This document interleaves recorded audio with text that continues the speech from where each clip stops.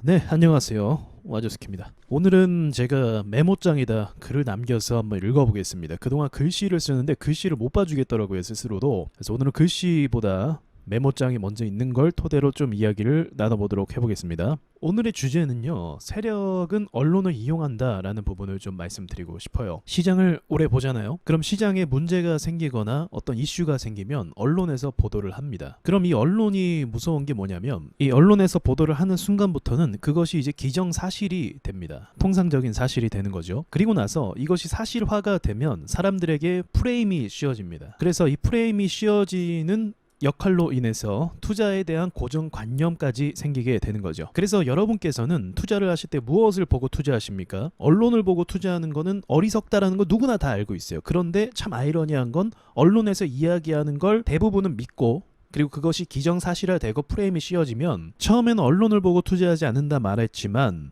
어느덧 자기 자신이 언론에서 말하는 것에 따라서 투자의 방향을 정하고 있는 걸 발견하게 됩니다. 그렇기 때문에 항상 여러분께서는 투자하신다라는 건 객관적인 데이터와 그리고 세력을 바탕으로, 세력들이 주식시장에서 항상 뭐한다? 주식을 올리고 재료를 가져오고 기대감을 준다 라는 것을 본다고 했을 때, 우리는 언론에 대해서 보도하는 것에 무조건 신뢰하는 것이 아니고 그 반대로도 한번 생각해 봐야 됩니다. 이게 청개구리처럼 난 무조건 반대로 생각할 거야 이 얘기가 아니고, 한 번쯤은 여러분께서 반대로 생각해서 반대의 상황도 염두를 할 줄 알아야 된다는 거죠. 언론이 보도하는 게 그렇다고 해서 거짓말이냐, 그건 아니에요. 다만 제가 말하는 건 뭐냐면, 더 구체적으로 좀 이야기하면 확대 보도입니다. 언론은요, 유행을 보도하는 거죠.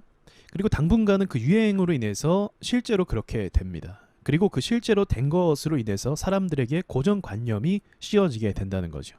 그것이 프레임이 되고 투자에 영향을 미치게 된다는 거 제가 말씀드리는 거예요. 한 가지 예를 말씀드려 볼게요. 현재 언론에서 계속 보도하고 있고 시장에 대해서 전망치를 내놓는 게 무엇입니까? 바로 경기 침체입니다. 우크라이나 러시아 전쟁 상태로 인해서 인플레이션이 가중이 됐고 그 뒤로 경기가 어려워질 것에 대해서 대부분 전망을 하고 있다는 거죠. 근데 참 아이러니한 건 무엇인지 아십니까? 대부분의 애널리스트나 투자 전문가들이 불과 1년 전만 해도요, 호황에 대해서 이야기를 하고 있었습니다. 그러므로 주식시장에 대해서 긍정론을 펼치고 있었죠. 자, 그러면 이 호황을 주장한 사람들은 뭐 바보입니까? 데이터나 뭐 분석을 안 했겠어요? 아니죠. 나름 전문가고 데이터가 있고 객관적인 분석을 하고 그렇게 이야기를 한 거예요. 자기 이름을 걸고 이야기하기 때문에 없는 이야기를 지어낼 수가 없어요. 그런데 불과 1년도 안 돼서 경기 침체라고 이야기를 하고 있는 겁니다. 물론 러시아 우크라이나 전쟁 사태를 예상하기는 어려웠지만 우리가 수치적인 측면으로 봤을 때요, 현재 유가가 가장 문제죠. 이 유가가 러시아 우크라이나 전쟁 사태 이전으로 돌아갔습니다. 가격이요. 그러니까 일시적으로 인플레이션이 가중돼서 상승했던 건 맞지만 몇 개월 만에 가격이 잡혀서 이전 가격으로 돌아갔다는 거죠. 곡물 시장의 문제도 물론 있고 다른 나라들은 그로 인해서 피해를 입는 것도 맞지만 수치적인 측면으로 봤을 때는 이전과 크게 다를 바가 없다는 겁니다. 가장 우려스러운 부분이 이제는 금리 인상이거든요. 사실 이 금리 인상은 정말 위협적이긴 합니다. 자, 그럼 또 중요한 건 이거예요. 금리 인상이 현재 자이언트 스텝이다, 빅 스텝이다 하면서 공격적으로 올리고 있는 상황인데, 금리라는 것도 계속적으로 올릴 수는 없는 법이죠. 기업들의 상황을 보고 살피면서 올리는 거거든요. 그래서 미국에서 연준에서 금리를 인상할 때 뭐라고 이야기합니까? 지금 고용률이 괜찮다,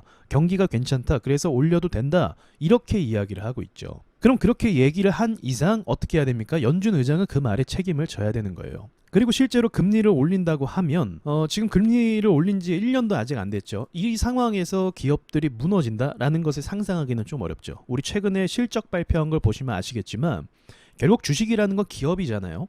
기업들의 실적이 괜찮아지고 돈을 잘 벌고 있는 상황입니다. 그래서 금리를 올린다고 하면 이제 이자 부분에 대해서 지불이 많이 되는 건데, 이 부분을 커버할 수 있다 없다? 충분히 커버할 수 있는 상황인 거죠. 다만 우리나라는 좀 문제가 있는 게 뭐냐면, 우리나라는 다른 나라에 비해서 가계대출이 심각한 문제를 안고 있습니다. 미국도 서브프라임 이전에는 가계대출 문제가 심각했고요.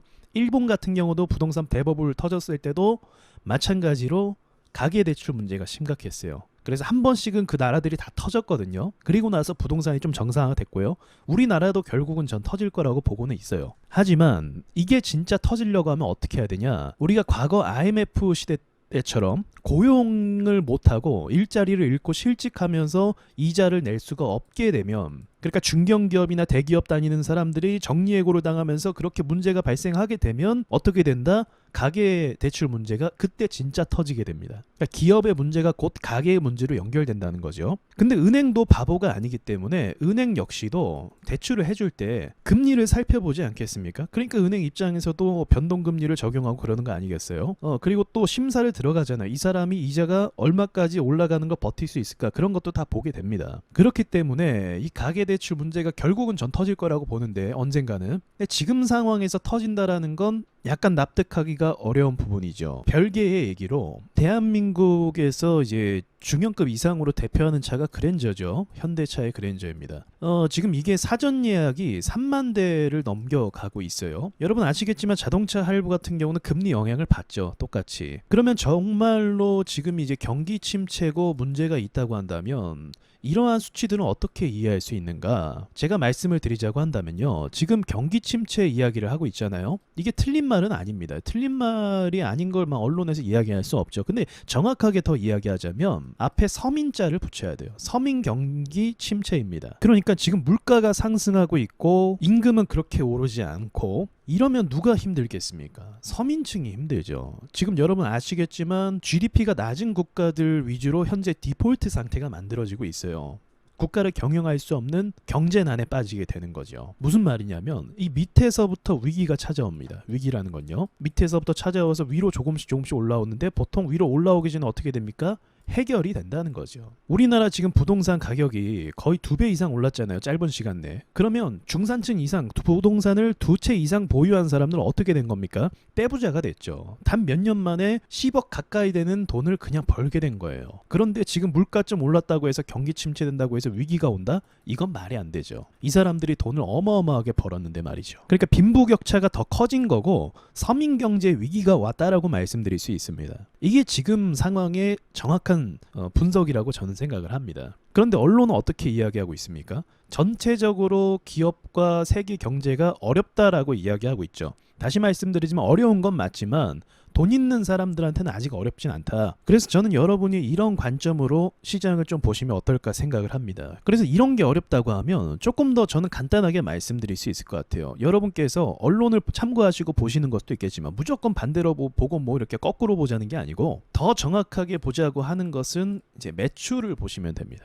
기업들이 정말 매출이 줄어들고 있나? 결국 회사의 가치라는 거는 매출이거든요. 이 회사를 평가할 때 이 회사가 돈을 많이 벌어? 적게 벌어? 이 평가가 전부입니다. 왜 삼성전자가 최고입니까? 돈을 정말 많이 버니까요. 항상 위기가 온다고 해도요. 이 위기를 수혜로 입는 회사가 있고 또 위기를 직격으로 맞는 회사도 있어요. 코로나 터져갖고 중국인들이 봉쇄됐을 때 화장품 업계나 여행업계가 망가졌잖아요. 근데 또 어떤 업계가 떴습니까? 비대면 관련된 업계가 떴고 그리고 컴퓨터나 뭐 아이패드나 이런 태블릿 PC 시장도 활성화가 됐죠. 더불어서 주식은 아니지만 제주도도 수혜를 입었죠. 제주도 여행 갈 수밖에 없으니까요. 그런 것과 같다라는 거죠. 그래서 지금의 위기를 이용해서 돈을 많이 버는 회사, 그 매출을 발생시키는 회사는 있다라는 게 우리가 중요하게 잡아야 할 포인트라는 겁니다. 이 분위기에 휩쓸리지 마시고 우리가 투자자라고 한다면 데이터와 근거를 가지고 그리고 마지막으로는 주식에서 가장 중요한 건 그거죠. 인내를 가지고 좀 시장을 보시면 좋을 것 같아요. 저는 개인적으로 전체적인 종목을 분석했을 때 이거 좀 크게 갈 수 있는 움직임들이 나오는데 이런 분석을 좀 요즘에 하고 있거든요. 그 부분에 대해서는 제가 조금 더 자료를 준비하고 여러분께 말씀을 드리도록 하겠습니다. 마지막으로 말을 마치면서 평범한 생각과 사고방식으로는 주식시장에서 살아남을 수 없습니다. 그러니까 세력들이 언론을 이용해서 분위기 조성하는 그런 부분에 대해서 끌려간다고 하면 시장에서는 절대 살아남을 수 없어요. 오히려 남들과 반대로 생각하고 남들이 하지 못하는 생각을 내가 해야 이 시장에서 살아남을 수가 있는 거죠. 그래서 기본적으로 하락장 때 주식을 주워 담는 사람들이 돈을 버는 게 그런 이유가 있는 겁니다. 자, 여기까지 말씀드리고 마치도록 하겠습니다.